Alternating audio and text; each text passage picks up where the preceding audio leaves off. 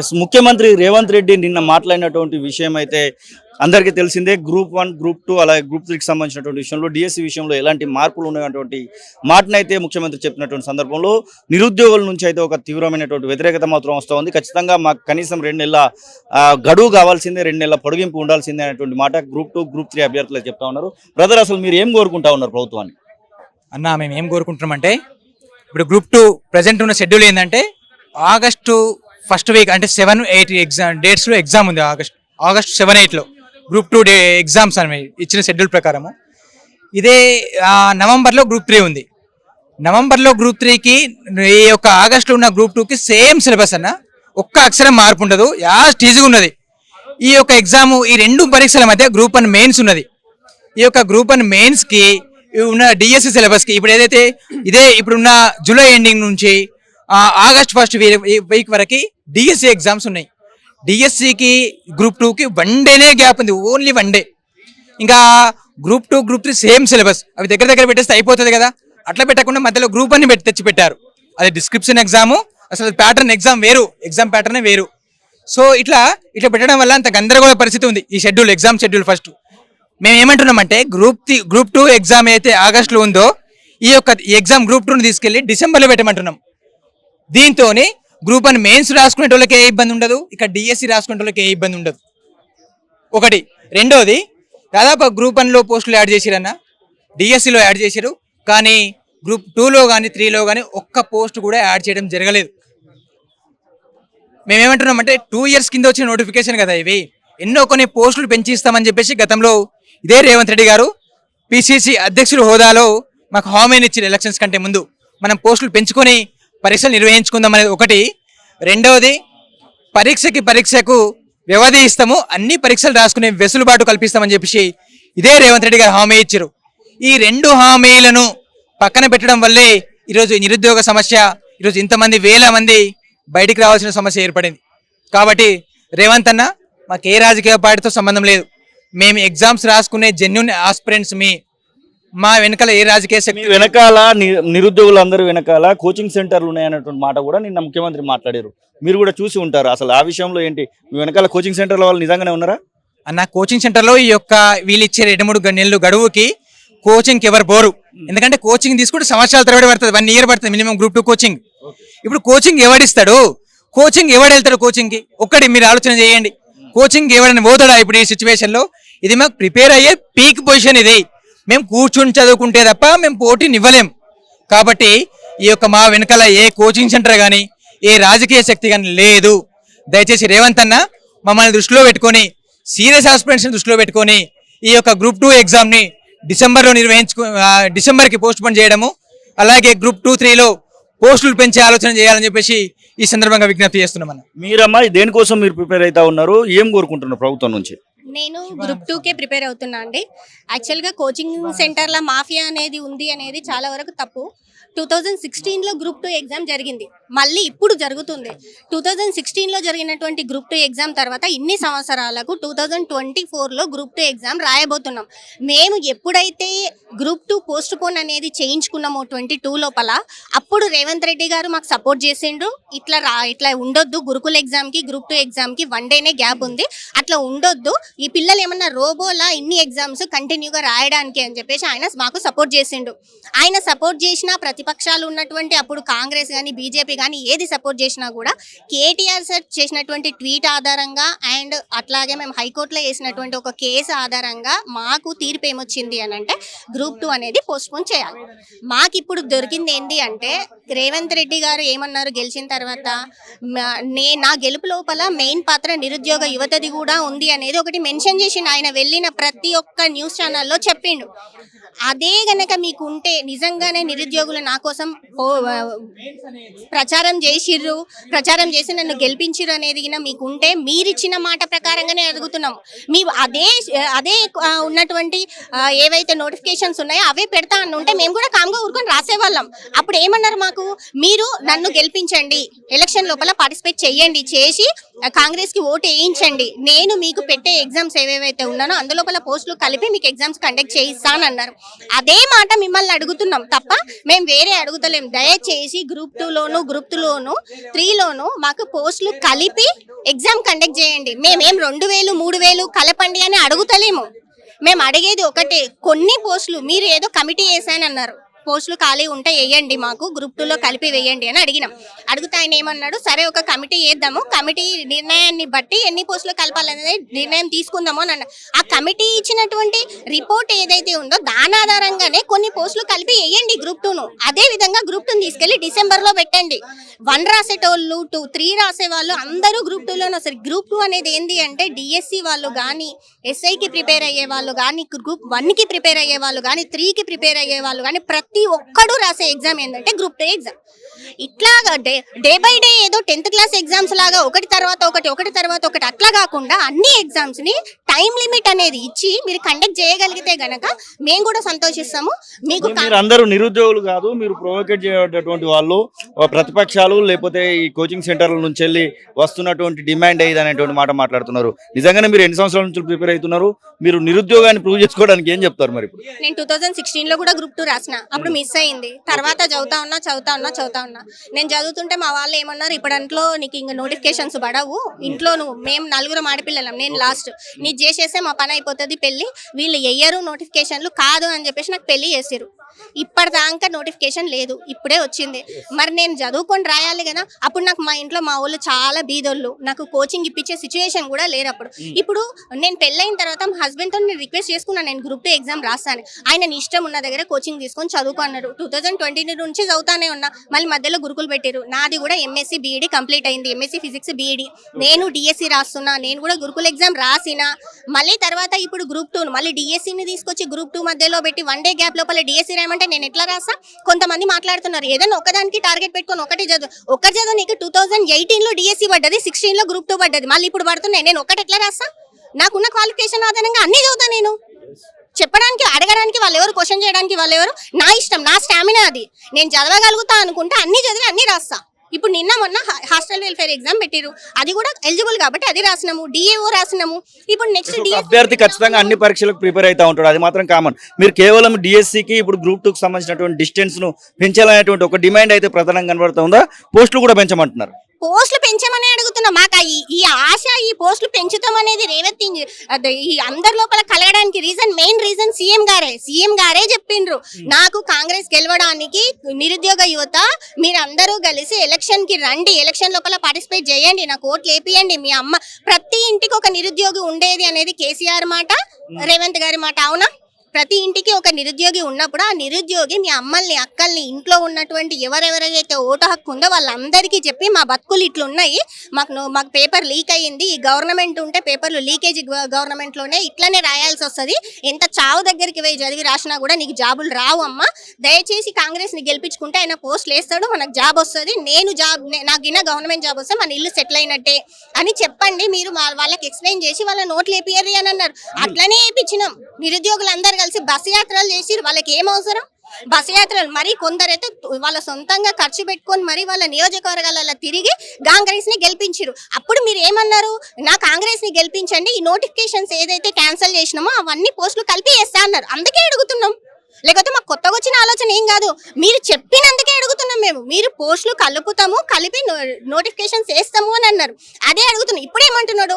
నేను job calendar ఇస్తాను అంటున్నాడు. జాబ్ క్యాలెండర్ కాదు మేము అడిగేది, పాత నోటిఫికేషన్లకే ప్రిపేర్ అవుతున్నాము. 2016 నుంచి ఇప్పటిదాకా ప్రిపేర్ అవుతున్నాము.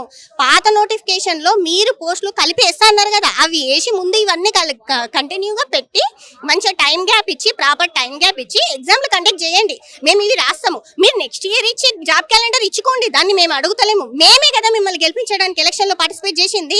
మమ్మల్ని చూడండి ఫస్ట్. ఇంట్లో ఉన్న బిడ్డను చూడకుండా పక్కింటి బిడ్డను చూస్తా అంటే ఎట్లా? ఫస్ట్ మమ్మల్ని చూడండి, మమ్మల్ని కాపాడండి. ఇప్పుడు ఏదో 6.5 లక్షల మంది గ్రూప్ 2కి అప్లై చేసిరు. 6.5 లక్షల మందికి నువ్వు పోస్టులు కలిపితే వస్తాయని కాదు మేము అడిగేది. ఆ పోస్టులు కలిపితే చదివినోడికి వస్తుంది, ఇన్ని రోజులన్నీ కష్టపడి చదివినోడికి వస్తుంది. ఈ 3 నెలల ఈ పోస్ట్ పోన్ చేసినంత మాత్రాన కోచింగ్ సెంటర్ వారు బతుకుతాడు అని అంటే 3 నెలల చదివే అంత సిలబస్ కాదు అది గ్రూప్ 2. అది పెద్ద మహాసముద్రం. అది అందుకే అందరు దాన్నే ఇవన్నీ ఎగ్జామ్స్ అన్ని కంప్లీట్ చేసిన తర్వాత లాస్ట్గా ఎగ్జామ్ రాస్తాము అని చెప్పేసి అంటున్నారు అందరూ. అది ఒక్కటి కొంచెం ఆలోచించండి. మీరు కూడా ఎడ్యుకేటెడ్ పర్సనే అని మేము అనుకుంటున్నాము, మీకు కూడా గ్రూప్స్ మీద ఒక నాలెడ్జ్ ఉందని అనుకుంటున్నాము. డిఎస్సి తర్వాత గ్రూప్ 2 కండక్ట్ చేస్తారు 1 డే గ్యాప్ తోటి. డిఎస్సి లోపల అడగకుండా పోస్టులు పెంచిర్రు. మెగా డిఎస్సి అన్నారు, ఏదో 6,000 వేసిర్రు. అప్పటికి కూడా కొన్ని డిస్ట్రిక్ట్లలో చాలా తక్కువ ఉన్నాయి డిఎస్సి పోస్టులు కూడా, అవి కూడా ఏం పెరగలేదు. సరే next year first notification DSC ఎస్ అంటున్నారు. ఎందుకంటే ఎవ్రీ ఇయర్ వీళ్ళు ఇచ్చే జాబ్ క్యాలెండర్ లోపల డిఎస్సి నోటిఫికేషన్ అనేది ఫస్ట్ నోటిఫికేషన్గా ఇస్తే ఎడ్యుకేషన్ సిస్టమ్ అనేది కొంచెం చేంజ్ చేయడానికి ఉంటుంది. జూన్ నుంచి స్కూల్స్ రీఓపెన్ అవుతాయి కాబట్టి టీచర్స్ని రిక్రూట్ చేయొచ్చు అని చెప్పేసి DSC notification every year first నోటిఫికేషన్గా ఇస్తాను. సరే దానికి చెప్పినారు కదా, మరి గ్రూప్ 2 పరిస్థితి ఏంది? మాకు పోస్టులు పెంచదాను ఎక్కడ పోయింది? 1లో అడగకుండానే పెంచినారు, డిఎస్సిలో పెంచినారు. మరి 2 వాళ్ళ మీద ఎందుకంత కక్ష? ఇక్కడనే 6.5 లక్షల మంది ఉన్నారు కదా చదివేటోళ్ళు, వీళ్ళని ఏం చేస్తారు మరి?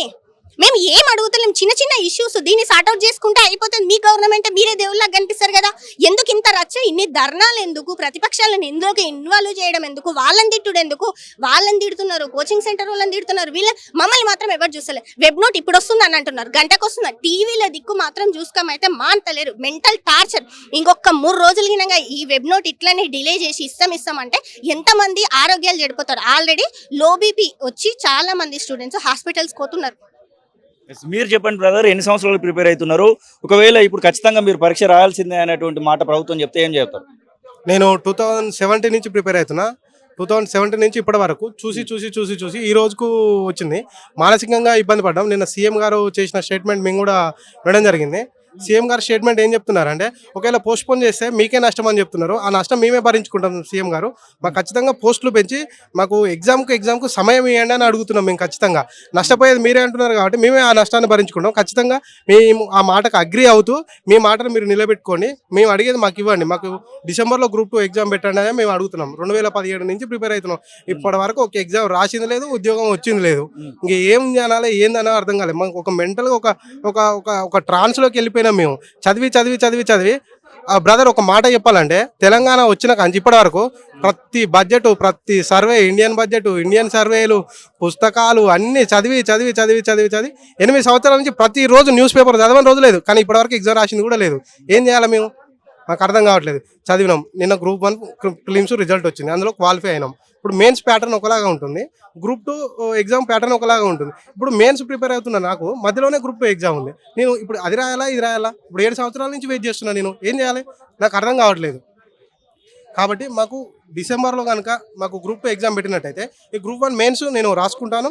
అక్టోబర్లో ఎగ్జామ్ అయిపోతుంది, ఒక 2 months మాకు గ్యాప్ ఉంటుంది. అప్పుడు మేము గ్రూప్ 2 కూడా ఎగ్జామ్ రాసుకోవడానికి మాకు చాలా అవకాశం ఉంది. నిన్న సీఎం గారు మీరే అన్నారు కదా, ఒకవేళ పోస్ట్పోన్ చేస్తే మాకు నష్టం జరుగుతుందని. ఆ నష్టం మేమే భరించుకుంటాం. మాకు ఖచ్చితంగా పోస్టులు పెంచి మాకు డిసెంబర్లో ఎగ్జామ్ పెట్టండి అని మేము వేడుకుంటాం. మీ తొలి వెలుగు టీవీ గారు. మీరమ్మా దేనికోసం ప్రిపేర్ అవుతా ఉన్నారు? ఎందుకు ఈ పోస్టులు పెంచాలి లేకపోతే ఈ పోస్ట్పోన్ చేయాలనే, ఎందుకంటే పరీక్ష రాస్తే తొందరగా మీకే ఉద్యోగాలు వస్తాయనే మాట ప్రభుత్వం చెప్తా ఉంది. కానీ పరీక్షకి గ్యాప్ పెట్టాలి, గ్యాప్ ఇస్తామనేసి ఇదే రేవంత్ రెడ్డి గారు ప్రతిపక్షంలో ఉన్నప్పుడు ఇదే ప్రెస్ క్లబ్ లోకి వచ్చి చెప్పారు, పరీక్షకి గ్యాప్ ఇవ్వాలని చెప్పినారు. అప్పుడు మేము చేసిన పోస్ట్ పోన్ మూమెంట్కి వాళ్ళే ముందు నడిపించారు. మేము పోస్టులు పెంచుతామని 3 నెలల క్రితం 3వ నెలలో ఒక జీవో ఇచ్చారు. గ్రూప్ 2లో గ్రూప్ 3లో పోస్టులు ఏవైతే ఏ శాఖలు ఉన్నాయో మాకు ఇండెంట్లు పంపించండి అనేసి జీవో రిలీజ్ చేశారు. అప్పుడు పేపర్లో వచ్చింది గ్రూప్ 2 పోస్టులు పెరగబోతున్నాయి, గ్రూప్ 3 పోస్టులు పెరగబోతున్నాయి అని చెప్పినారు. ఇంతవరకు అవే పాత నోటిఫికేషన్ తోటి పెంచుతామంటే ఖచ్చితంగా పోస్టులు పెంచాలి. ఇవి ఏ పోస్టులు సరిపోవు, ఇప్పుడున్న జోనల్ సిస్టమ్ ప్రకారం ఎవరికి సరిపోదు. తగినంత సమయం ఇవ్వండి, డిసెంబర్లో పెట్టండి. గ్రూప్ 3 గ్రూప్ 2 సిలబస్ సేమ్ కాబట్టి దీనికి మధ్యలో ఒక 20 రోజులు గ్యాప్తో పెట్టండి అనేసి న్యాయపరమైన డిమాండ్లు మేము అడుగుతున్నాము. నిన్న రేవంత్ రెడ్డి గారు ఏం చెప్తున్నారు, ఇది కోచింగ్ సెంటర్లో మాఫియా అంటున్నారు. ఇదే కోచింగ్ సెంటర్లో మాఫియా అన్నారే, ఇదే కోచింగ్ సెంటర్ అతనికి మీరు కార్పొరేషన్ చైర్మన్ ఎట్లా ఇచ్చిర్రు? ఇదే కోచింగ్ ఇన్స్టిట్యూట్ డైరెక్టర్కి అదే డైరెక్టర్ ఇదే సోమాజీ ప్రెస్ క్లబ్లో మీటింగ్ పెడితే మీరే ప్రధాన హాజరయ్యారు. కోచింగ్ సెంటర్ ఇన్స్టిట్యూట్లు మాకు అవసరం ఉంటే అక్కడికి పోతాము, వాళ్ళ దగ్గర అవసరం ఉంటే మాకు వస్తారులే. కానీ ఇది ఇన్స్టిట్యూట్లు చేస్తున్న ఉద్యమం కాదు, ఇది కేవలం నిరుద్యోగులు చేస్తున్న ఉద్యమము. ఇది నిరుద్యోగులు స్వచ్ఛందంగా వాళ్ళ హక్కుల కోసం మీరు ఏదైతే చెప్పిర్రో ఆ హామీలనే మేము నెరవేర్చమని చెప్తున్నాము. వేరే ఏం హామీ అడగట్లేదు. మీరే చెప్పిర్రు పరీక్షకు వ్యవధిస్తామని, మీరే చెప్పిర్రు పోస్టులు పెంచుతామని, మీరే చెప్పిర్రు మీరు చెప్పినట్టు చేస్తామని. మీరు గ్రామాల్లోకి వెళ్ళమన్నారు, మా ప్రభుత్వం వచ్చిన తర్వాత మీ ప్రతి ఒక్క సమస్య తీరుస్తామన్నారు. మీరు వచ్చిర్రు చేసిర్రు. ఈరోజు ఇన్స్టిట్యూట్ దందా అంటున్నారు. అసలు ఇన్స్టిట్యూట్ దందా ఏంది? ఇన్స్టిట్యూట్ దందా కానే కాదు. ఇన్స్టిట్యూట్ అంతా స్వచ్ఛందంగా మొన్న ముట్టడి రోజు 30,000 మంది స్వచ్ఛందంగా వచ్చారు. అది ఒక ఇన్స్టిట్యూట్ వాళ్ళు చేస్తే 30,000 మంది నిరుద్యోగులు ప్రతి జిల్లా నుంచి వస్తారా? ఇది రేవంత్ రెడ్డి గారి దగ్గర. మీరు ఇంటెలిజెన్స్ ఉంటుంది కదా, ఇంటెలిజెన్స్ రిపోర్ట్ తెప్పించుకోండి. మాది కృత్రిమ ఉద్యమమా నిజమైన ఉద్యమమా మీకే తెలుస్తుంది. ఇది ఖచ్చితంగా మేము నిరుద్యోగులను స్వచ్ఛందంగా చేస్తున్నాము.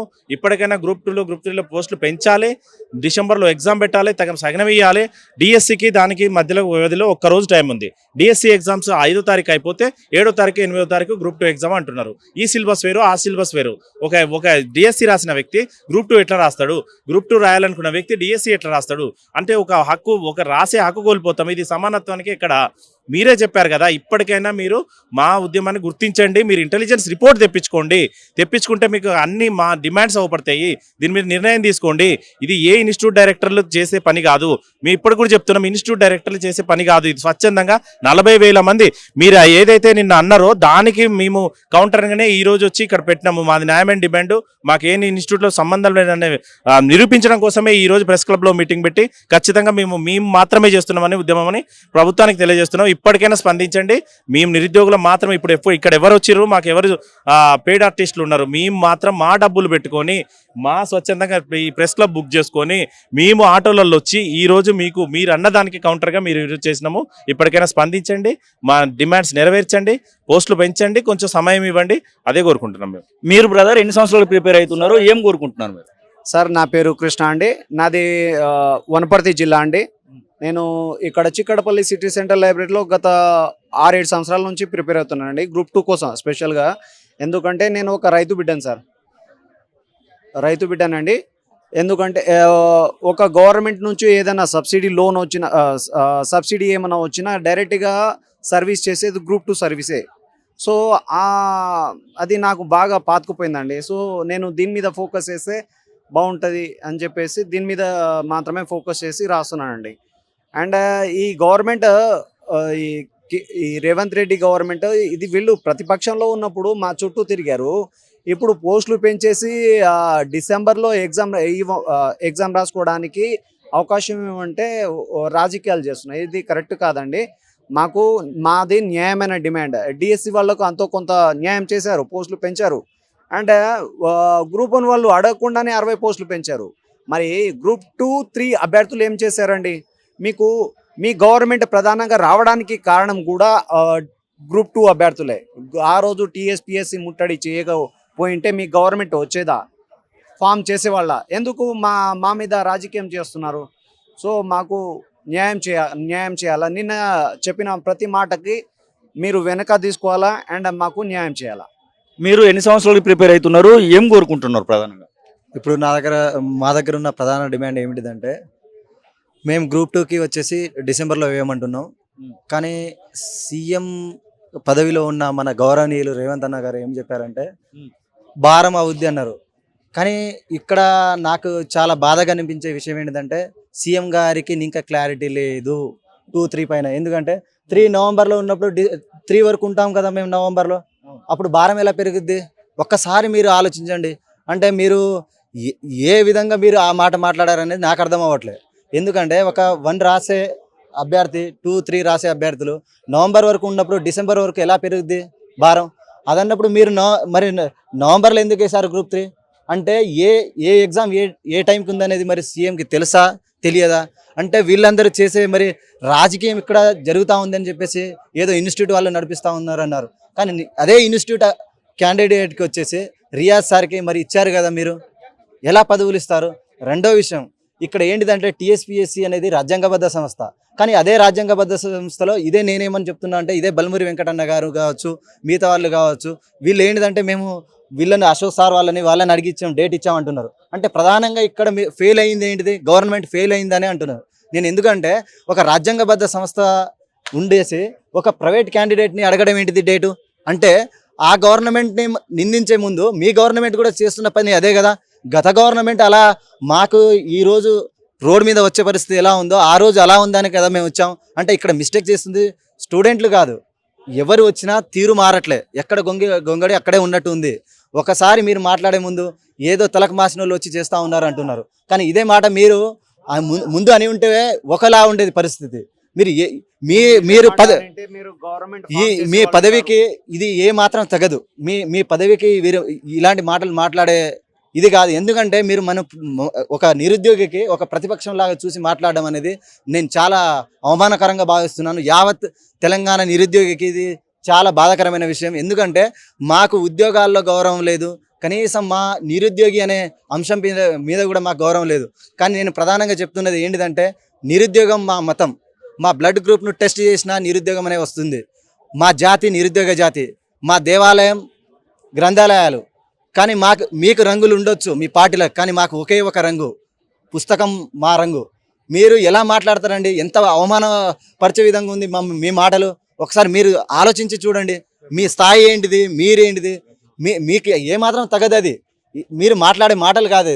బయట వాళ్ళు మాట్లాడాల్సిన మాటలు మీరు మాట్లాడతాయి. ఈ యావత్ తెలంగాణ నిరుద్యోగ సమాజం ఏమైంది? ఒకసారి ఒక విద్యార్థి ఒక తల్లిదండ్రులు ఏమన్నా ఫెయిల్ అయితే ఆ అభ్యర్థి ఎంత దుఃఖంలో ఉంటారు. మీ గ్రూప్ 1 రిజల్ట్ వచ్చి కానీ వాళ్ళు 1:100 ఉండాలని చెప్పేసి ఎంతో బాధలో ఉంటే మీరు మమ్మల్ని ఓదార్చాల్సింది పోయి మీరు ఆ టైంలో మాకు ఒక బాంబు లాంటి వార్త విసిరేయడం అనేది ఎంతవరకు కరెక్ట్? లేదు అంటే మీరు చేయండి. మేము ప్రధానంగా ఇంకో విషయం చెప్తున్నాం. యావత్ మీరు తెలంగాణ క్యాండిడేట్స్ అని చెప్పేసి మమ్మల్ని బయటకన్నా తోలి పంపించండి. ఎందుకంటే అదే ఆ పనన్నా మాకు చేయండి. ఎందుకంటే మీరు గ్రామాన పోయి చెప్పమన్నారు. అదే గ్రామాన పోయి వెళ్ళి మీరు చెప్పండి అంటే 2 సంవత్సరాల నుండి మరి మీరెందుకు మమ్మల్ని తిప్పుకున్నారా? మీరు ఒకసారి ఆలోచించాలా. మీరు మమ్మల్ని రాజకీయంలో ఎందుకు తిప్పుకున్నారు? అదే రోజు మీరు బుక్కులు పట్టుకొని చదవాలని చెప్పేసి ఆ రోజు చెప్పి ఉండాల్సింది కదా.